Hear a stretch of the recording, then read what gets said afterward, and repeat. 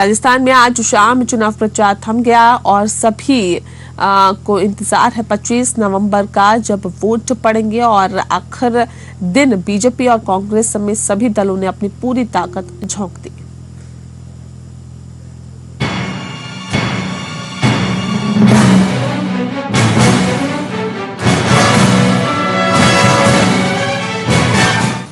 राजस्थान में गुरुवार को चुनाव प्रचार का शोर थम गया, लेकिन इससे पहले दिन भर चुनावी शोर चरम पर रहा।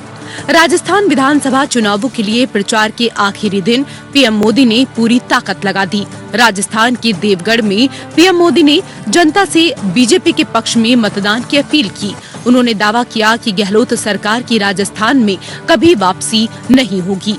उन्होंने तंज कसते हुए कहा, गहलोत जी को नहीं मिले वोट जी। उन्होंने मतदाताओं से गहलोत सरकार को उखाड़ फेंकने की अपील की। गहलोत जी कौनी मिले वोट जी, गहलोत जी कौनी मिले वोट जी। और अब तो ये बात राजस्थान में सोशल मीडिया में बच्चों में जैसे स्पर्धा चल पड़ी है। हर घर से बच्चे वीडियो पर ये वाक्य रख करके सोशल मीडिया में डाल रहे हैं। बच्चे भी बोल रहे हैं, गहलोत जी कौन ही मिले वोट जी।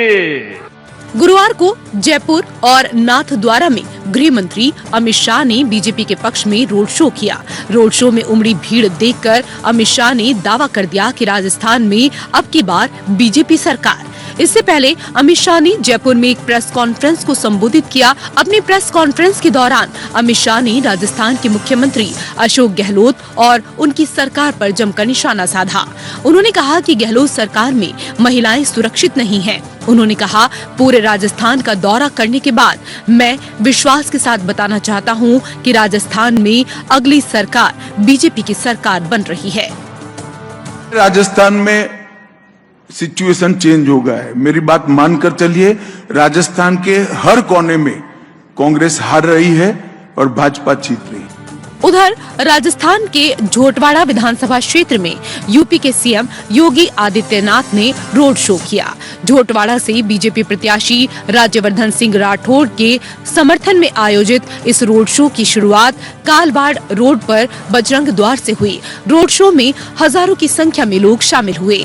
योगी आदित्यनाथ ने अपने भाषणों में उत्तर प्रदेश में अपने शासन को मॉडल के रूप में दिखाने, भ्रष्टाचार को लेकर कांग्रेस को घेरने और विकास के लिए डबल इंजन सरकार बनाने की अपील की। इन भाषणों में धार्मिक लाइन पर वोटरों को रिझाने की कोशिश भी साफ दिखाई दी। भाइयों बहनों, आपका उत्साह दिखाता है कि 25 नवंबर को जब राज्य विधानसभा के चुनाव होंगे तो सभी विरोधियों की जमानतें इस विधानसभा सीट पर चुनाव प्रचार का अंतिम दिन है। प्रचार के आखिरी दिन बीजेपी ने जोर लगाया तो कांग्रेस भी पूरे दमखम के साथ मैदान में नजर आई। सीएम गहलोत ने जोधपुर में कांग्रेस के लिए वोट मांगे तो वहीं प्रेस कॉन्फ्रेंस कर बीजेपी पर हमला बोला। गहलोत ने कहा कि ये 25 तारीख तक हमारे मेहमान हैं, फिर ये लोग मुंह नहीं दिखाएंगे।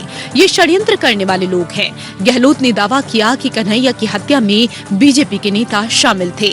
सीएम गहलोत ने कहा कि महादेव ऐप और लाल डायरी की जांच होनी चाहिए, इसमें षड्यंत्र किया गया है। ये ढाबा बोला हुआ है, ये हमारे 25 तक के मेहमान हैं। 25 के बाद में जाएंगे, 5 साल मुंह नहीं दिखाएंगे, ना प्रधानमंत्री, ना गृह मंत्री, ना इनके कोई और नेता लोग। नंबर 2, ये षड्यंत्रकारी लोग हैं, षड्यंत्रकारी लोग हैं। अब राजस्थान विधानसभा चुनाव के लिए प्रचार का शोर गुरुवार शाम थम गया और 25 नवंबर यानी कि शनिवार को राजस्थान की 200 में से 199 सीटों के लिए वोटिंग होगी।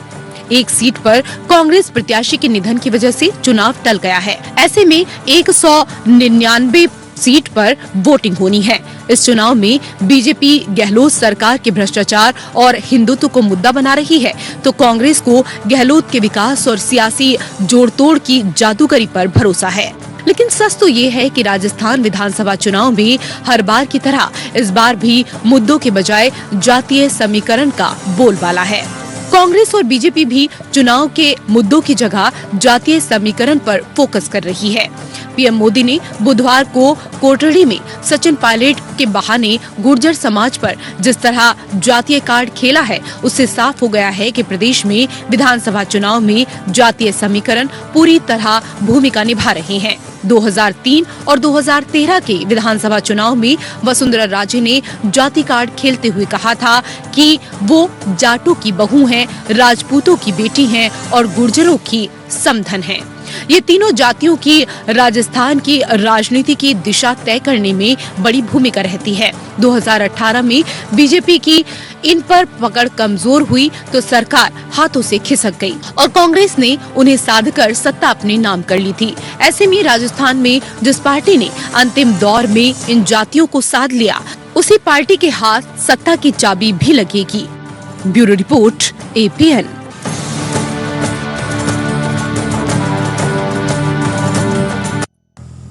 और इसी के साथ राजस्थान स्पेशल में फिलहाल के लिए इतना ही। नमस्कार।